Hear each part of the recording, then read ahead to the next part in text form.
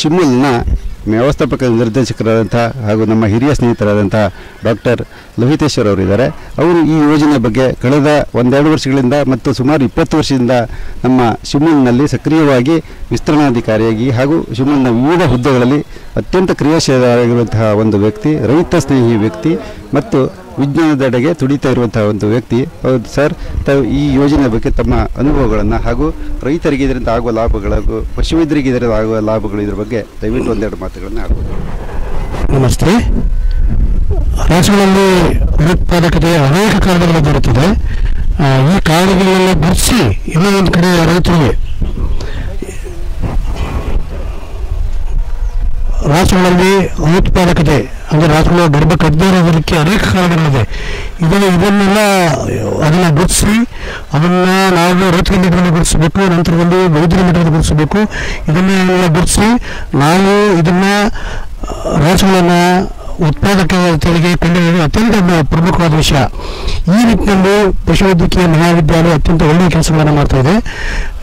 ಆ ರಾಸುಗಳನ್ನು ನಾವು ಉತ್ಪಾದಕತೆ ಇರ್ತಕ್ಕಂಥ ರಾಸುಗಳನ್ನು ನಾವು ಒಂದೆಡೆ ಅವರನ್ನು ಸೇರಿಸಿಕೊಂಡು ಅಲ್ಲಿ ಏನು ಕಾರಣಗಳಿದೆ ಆ ಸಕಾಲ ಕಾರಣಗಳನ್ನು ಗುರುತಿಸಿ ಅದನ್ನು ನಾವು ರೈತರ ಮೂಲಕ ಆ ಕಾರಣಗಳಿಗೆ ನಾವು ಚಿಕಿತ್ಸೆಗಳನ್ನು ಮಾಡಿ ಆ ಚಿಕಿತ್ಸೆಗಳನ್ನು ಪರಿಪೂರ್ಣ ಮಾಡಬೇಕು. ಚಿಕಿತ್ಸೆಯನ್ನು ಒಂದು ಹಂತದಲ್ಲಿ ಅದನ್ನು ನಿಲ್ಲಿಸೋದಲ್ಲ, ಆ ಚಿಕಿತ್ಸೆಗಳನ್ನು ನಾವು ಪರಿಪೂರ್ಣ ಮಾಡಬೇಕು. ಆಗ ಮಾತ್ರ ಇವತ್ತು ನಾವು ಒಂದು ಚಿಕಿತ್ಸೆ ಮಾಡಿದ ನಂತರ ಅದನ್ನು ಕೊನೆಯ ತನಕ ಅದು ಗರ್ಭಧರಿಸಿ ಅದು ಕರು ಹಾಕಿ ಆಡು ಉತ್ಪಾದನೆ ಮಾಡೋ ತನಕ ನಾವು ಅದನ್ನು ಫಾಲೋಅಪ್ ಮಾಡಿದಾಗ ಮಾತ್ರ ಅದಕ್ಕೆ ಒಂದು ಅರ್ಥ ಸಿಗುತ್ತೆ. ಈ ನಿಟ್ಟಿನಲ್ಲಿ ಪಶುವೈದ್ಯಕೀಯ ಕಾಲೇಜು ಹಾಗೂ ಪಶುವೈದ್ಯಕೀಯ ಇಲಾಖೆ ಹಾಗೂ ಶಿವಮೊಗ್ಗ ಹಾಲು ಒಕ್ಕೂಟ ಅತ್ಯಂತ ಸಕ್ರಿಯವಾಗಿ ಪಾತ್ರವನ್ನು ವಹಿಸಿ ಒಳ್ಳೆಯ ಕೆಲಸಗಳನ್ನು ಮಾಡ್ತಾ ಇದೆ. ಈ ನಿಟ್ಟಿನಲ್ಲಿ ಒಂದು ನಮ್ಮ ಪಶುವೈದ್ಯಕೀಯ ವಿದ್ಯಾರ್ಥಿಗಳು ಏನು ವಿದ್ಯಾರ್ಜನೆಯನ್ನು ಮಾಡ್ತಾ ಇದ್ದಾರೆ ಅವ್ರಿಗೂ ಸಹ ಮುಂದೆ ಅವರ ವೃತ್ತಿ ಜೀವನದಲ್ಲಿ ಒಳ್ಳೆಯ ಅನುಭವ ಸಿಗುತ್ತೆ.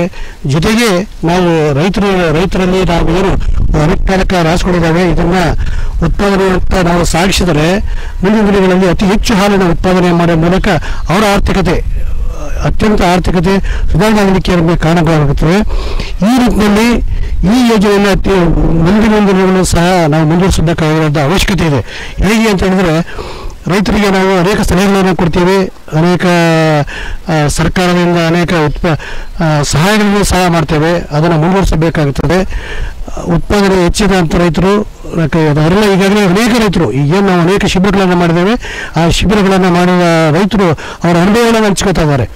ಹೇಗೆ ಅಂತ ಹೇಳಿದ್ರೆ ನಾವು ನಮ್ಮ ರಾಸು ಅನೇಕ ದಿನಗಳಲ್ಲಿ ಅದು ಗರ್ಭ ಧರಿಸ್ತೇ ಇರೋದ ರಾಸುಗಳು ನಮ್ಮಲ್ಲಿ ತಂದಾಗ ಅದನ್ನು ನಾವು ಅನುಸರಣೆ ಮಾಡಿದಾಗ ಅದನ್ನು ಫಾಲೋಅಪ್ ಮಾಡಿದಾಗ ಅದು ಗರ್ಭ ಧರಿಸಿ 90% ಅವೆಲ್ಲ ರಾಸುಗಳ ಗರ್ಭ ಧರಿಸಿ ನಂತರದಲ್ಲಿ ಅದು ಕರುವನ್ನು ಹಾಕಿ ನಂತರ ಹಾಲು ಉತ್ಪಾದನೆಗೆ ಅನುಕೂಲವಾಗಿದೆ.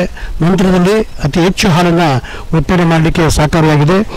ಇದೆಲ್ಲ ವ್ಯವಸ್ಥೆ ಒಟ್ಟಾರೆಯಾಗಿ ಒಂದು ಕಡೆ ರೈತರಿಗೆ ಆರ್ಥಿಕ ಸೌಲಭ್ಯ ಸಿಗುತ್ತೆ. ಜೊತೆಗೆ ನಮ್ಮ ಸಹಕಾರ ಸಂಘಗಳು ಏನು ಹಾಲು ಉತ್ಪಾದಕರ ಸಹಕಾರ ಸಂಘಗಳು ಗ್ರಾಮೀಣ ಮಟ್ಟದಲ್ಲಿದ್ದಾವೆ, ಅವು ಸಹ ಬೆಳೀಲಿಕ್ಕೆ ಅತ್ಯಂತ ಅನುಕೂಲ ಆಗುತ್ತೆ.